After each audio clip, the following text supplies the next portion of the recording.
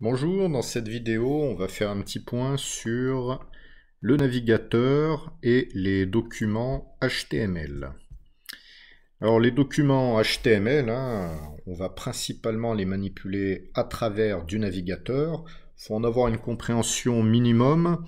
Ici, je vais faire une petite vidéo d'introduction pour que vous ayez un peu l'intuition de ce qu'est le HTML.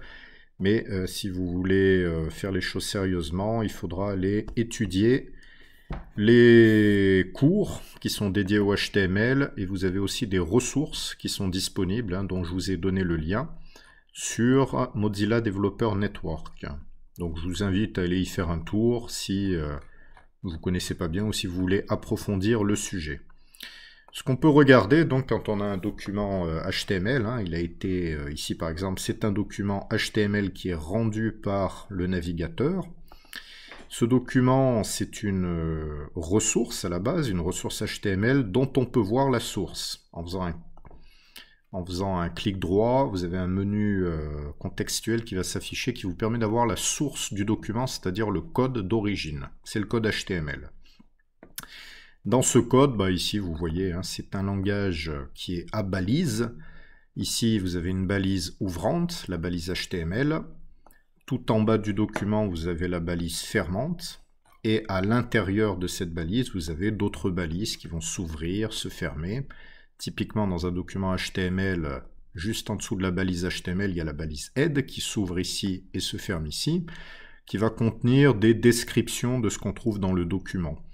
Ici, par exemple, on va exprimer que le document contient du HTML, qu'il y a un lien vers une feuille de style qui sera appliquée pour le rendu de la page sur des écrans, et vous avez le titre de la page qui fait que c'est ce qui s'affiche dans l'onglet ici.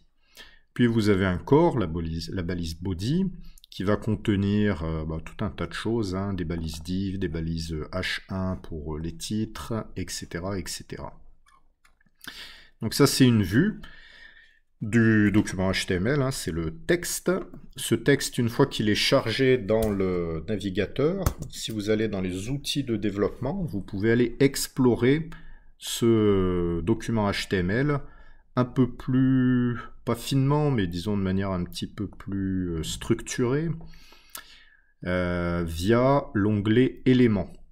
L'onglet éléments, en fait, ça vous donne accès à l'arbre HTML. Puisque avec ces histoires de balises ouvrantes et de balises fermantes, ce qu'on constate, c'est qu'en fait, on est en train d'exprimer une hiérarchie.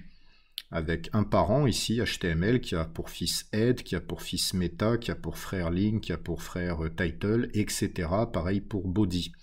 Ce qui est intéressant avec cette vue ici, c'est que vous pouvez vous promener sur les éléments et vous voyez un petit peu où est-ce qu'ils sont rendus. Par exemple, ma balise H1, elle est rendue là. Et vice versa, ici vous avez un petit bouton qui va vous permettre d'aller sélectionner des éléments dans la page et regardez à droite, ça vous affiche où est-ce qu'il se trouve dans votre code HTML. Là par exemple, ça correspond à la balise IMG, qui est une balise image, qui exprime un lien vers une autre ressource de type image, donc que le navigateur va aller télécharger aussi, et dont il va afficher le contenu à cet endroit. Voilà, ça vous permet un petit peu de jouer avec le HTML, de voir comment les choses sont rendues. Ici par exemple on a une liste, UL c'est pour unordered list, donc une liste non numérotée, et chaque élément de cette liste, vous voyez, il y a un lien. La balise A c'est une balise lien. Voilà, je pense qu'il est utile pour vous de jouer un petit peu avec ces outils-là, pour comprendre un petit peu mieux ce qu'on retrouve dans des documents HTML. Le but n'est pas de devenir un pro de HTML, de connaître toutes les balises, ce qu'elles font, etc., mais de bien comprendre la notion de balise, la notion de hiérarchie qui existe dans les documents HTML, qu'on peut naviguer, et que les documents HTML, notamment, ils expriment des liens. Ici, on a un lien qui va nous permettre de naviguer vers une autre page, mais on a aussi des hyperliens qui vont nous dire, ici, il faut afficher une image. Cette image, le contenu est dans une autre ressource. De même, ici, là, il y a un script qui est inclus, mais vous avez la feuille de style qui est ici, et Chose qui pourra vous servir hein, plus tard, vous pouvez manipuler le document HTML directement à partir d'ici.